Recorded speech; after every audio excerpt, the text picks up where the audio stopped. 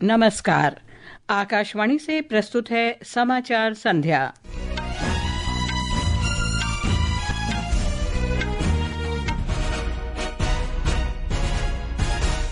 केंद्र ने उत्तर प्रदेश में सेमीकंडक्टर इकाई की स्थापना को मंजूरी दी।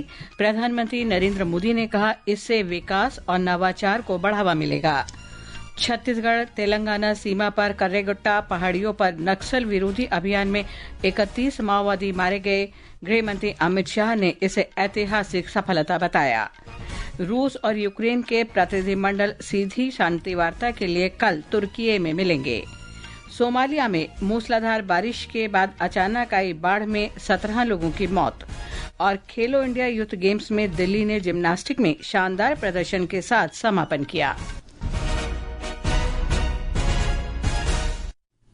समाचार संध्या के साथ मैं लवली निगम।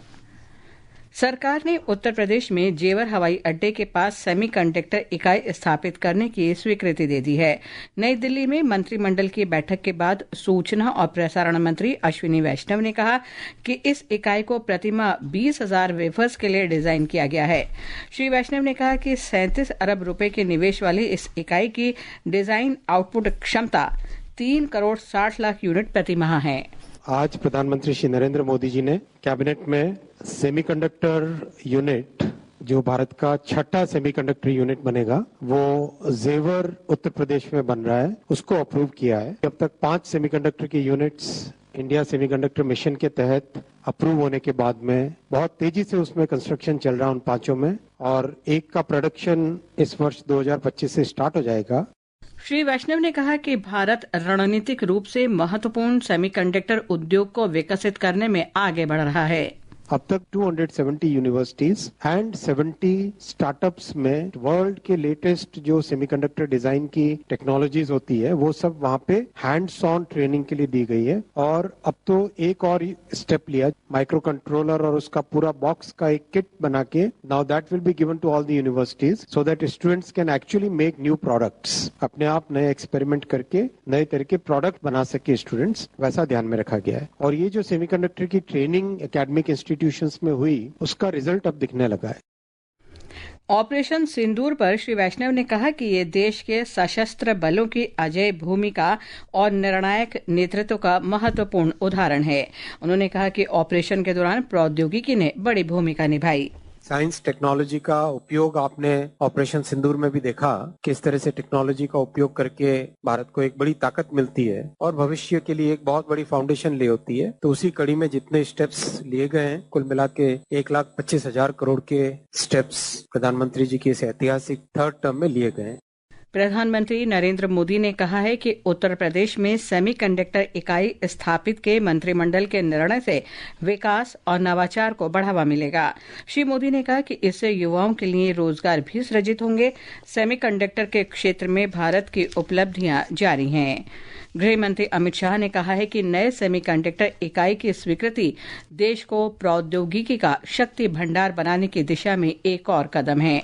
उन्होंने कहा कि इससे देश की नई पीढ़ी की प्रतिभाओं को प्रोत्साहन मिलेगा। संचार राज्य मंत्री चंद्रशेखर पेमासानी ने कहा है कि भारत ने विश्व स्तर पर सबसे तेज 5G सेवा का शुभारंभ किया है।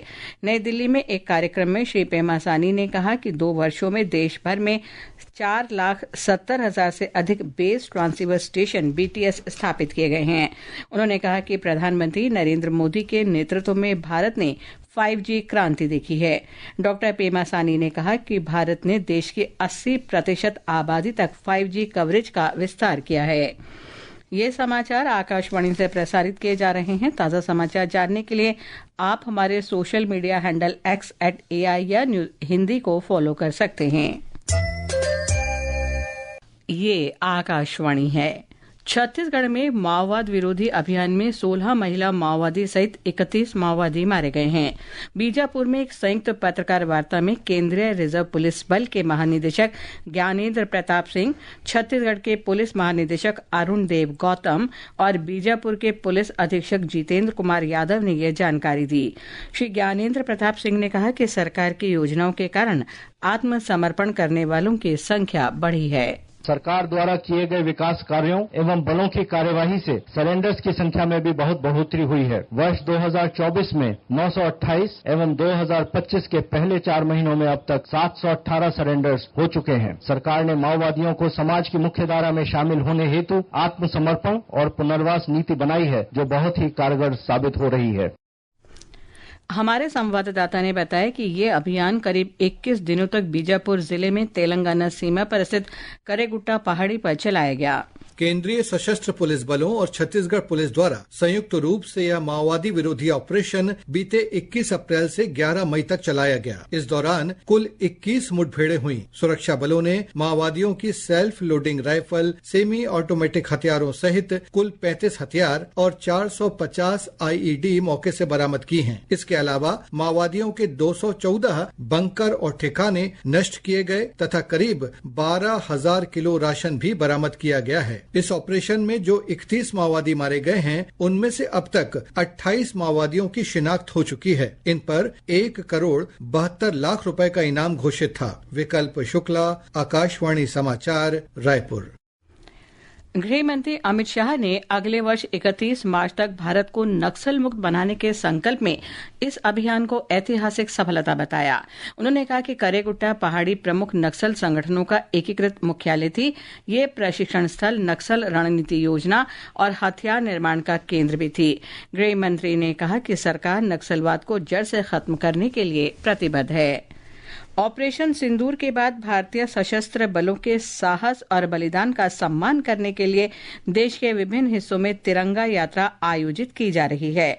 भारतीय जनता पार्टी की कल शुरू की गई 11 दिन की यात्रा का उद्देश्य नागरिकों, समुदायों और क्षेत्रों में राष्ट्रीय गौरव तथा एकता की भावना पैदा करना है। लद्दाख के लेह में तिरंगा यात्रा निकाली गई। यात्रा में तिरंगा के लिए हुई बड़ी संख्या में नागरिक शामिल हुए। उत्तर प्रदेश के मुख्यमंत्री योगी आदित्यनाथ ने लखनऊ में तिरंगा शौर्य यात्रा को रवाना किया। महाराष्ट्र में मुंबई में मुख्यमंत्री देवेंद्र फडणवीस ने तिरंगा यात्रा को रवाना किया। तमिलनाडु में तिरुवन्नामलाई जिले में व्यापारी संघ ने रैली का आयोजन किया। बिहार की राजधानी पटना में भी तिरंगा यात्रा निकाली गई। इसमें विभिन्न राजनीतिक दलों, सामाजिक संगठनों और बड़ी संख्या में लोगों ने हिस्सा लिया। ऑपरेशन सिंदूर ने आतंकवाद से निपटने के भारत के तरीके में एक शक्तिशाली बदलाव को चिन्हित किया है। ये सिर्फ एक और सैन्य कार्रवाई नहीं, बल्कि ये दुनिया को स्पष्ट संदेश था कि भारत सीमा पार हमलों के सामने चुप नहीं बैठेगा। एक रिपोर्ट। प्रसिद्ध अंतर्राष्ट्रीय विश्लेषक टॉम कूपर ने भारत के हवाई हमलों को एक स्पष्ट जीत बताया है। उन्होंने कहा कि पाकिस्तान की विश्वसनीय प्रतिक्रिया देने में असमर्थता भारत के रणनीतिक प्रभाव को दर्शाती है। उन्होंने बताया कि पाकिस्तान ने भारी नुकसान उठाने के बाद संघर्ष विराम के लिए संपर्क किया था। आधुनिक युद्ध संस्थान में शहरी युद्ध अध्ययन के अध्यक्ष जॉन स्पेंसर ने रणनीतिक संयम और दृढ़ता दिखाने में भारत के दृष्टिकोण की प्रशंसा करते हुए कहा कि ऑपरेशन सिंदूर ने आतंक से लड़ने के भारत की ताकत को फिर से परिभाषित किया है। उन्होंने कहा कि भारत ने पाकिस्तान में किसी भी लक्ष्य पर हमला करने की क्षमता दिखाई है। इंटरनेशनल प्रेस एसोसिएशन की सदस्य जेनिफर जेंग ने भी भारत के रणनीतिक हमलों और पाकिस्तान की हार का विस्तृत विवरण साझा किया है। सुश्री जेंग ने कहा कि भारत ने कई सटीक और शक्तिशाली हमले किए। पल्लवी की रिपोर्ट के साथ समाचार कक्ष से मैं मुकेश कुमार। जवाहरलाल नेहरू विश्वविद्यालय जेएनयू ने तुर्की के इनोनू विश्वविद्यालय के साथ समझौता ज्ञापन को रद्द कर दिया है। जेएनयू ने यह निर्णय राष्ट्रीय सुरक्षा कारणों को देखते हुए लिया है। एक सोशल मीडिया पोस्ट में जेएनयू ने कहा कि वो देश के साथ खड़ा है। सरकार ने सोशल मीडिया पर प्रसारित पहलगाम आतंकी हमले के लिए केंद्र सरकार पर आरोप लगाने के भारतीय सेना के एक जवान के दावे के वीडियो का खंडन किया है। पत्र सूचना कार्यालय की तथ्य जांच इकाई ने कहा कि वीडियो में दिख रहा जवान भगोड़ा है और इस वर्ष मार्च से ड्यूटी पर मौजूद नहीं है। मुख्य निर्वाचन आयुक्त ज्ञानेश कुमार ने कहा है कि बूथ स्तर के अधिकारियों बीएलओ को जल्द ही मानक पहचान पत्र जारी किए जाएंगे ताकि वे सुचारू रूप से घर घर जाकर मतदाताओं का सत्यापन कर सकें। श्री कुमार ने आज नई दिल्ली में हरियाणा, दिल्ली और बिहार के बूथ स्तर के अधिकारियों, निरीक्षकों और मतदाता पंजीकरण अधिकारियों के लिए 2 दिन के क्षमता निर्माण प्रशिक्षण कार्यक्रम के दौरान ये बात कही। ये समाचार हमारी वेबसाइट www.newsonair.gov.in और हमारे न्यूज़ ऑन एआईआर ऐप पर भी उपलब्ध हैं। समाचार संध्या में आपका फिर स्वागत है। तुर्की में कल यूक्रेन और रूस के प्रतिनिधिमंडल सीधी वार्ता के लिए मिलेंगे। दोनों देश शांति वार्ता को बहाल करने के करीब हैं। दोनों देशों के बीच आमने सामने की चर्चा 3 वर्ष पहले समाप्त हो गई थी। रूस की ओर से सीधी बातचीत में प्रस्ताव के बाद यूक्रेन के राष्ट्रपति वोलोदिमीर जेलेंस्की ने रूस के राष्ट्रपति व्लादिमीर पुतिन से कल तुर्की में बातचीत करने का अनुरोध किया था। सोमालिया में आई अचानक बाढ़ के कारण 17 लोग मारे गए और 84,000 से अधिक लोग विस्थापित हुए हैं। संयुक्त राष्ट्र ने कहा कि बाढ़ से बुनियादी ढांचे को व्यापक नुकसान का पता चला है और प्रभावित लोगों को सहायता की तत्काल आवश्यकता है। सोमालिया की लगभग 2/3 आबादी अपनी आजीविका के लिए कृषि पर निर्भर है। बम्बई शेयर बाजार का संवेदी सूचकांक आज 182 अंक बढ़कर 81,331 पर बंद हुआ। निफ्टी 89 अंक बढ़कर 24,667 पर दर्ज हुआ। खेलो इंडिया यूथ गेम्स में दिल्ली ने जिम्नास्टिक में शानदार प्रदर्शन के साथ समापन किया। पदक तालिका में महाराष्ट्र पहले, हरियाणा दूसरे और राजस्थान तीसरे स्थान पर है। एक रिपोर्ट।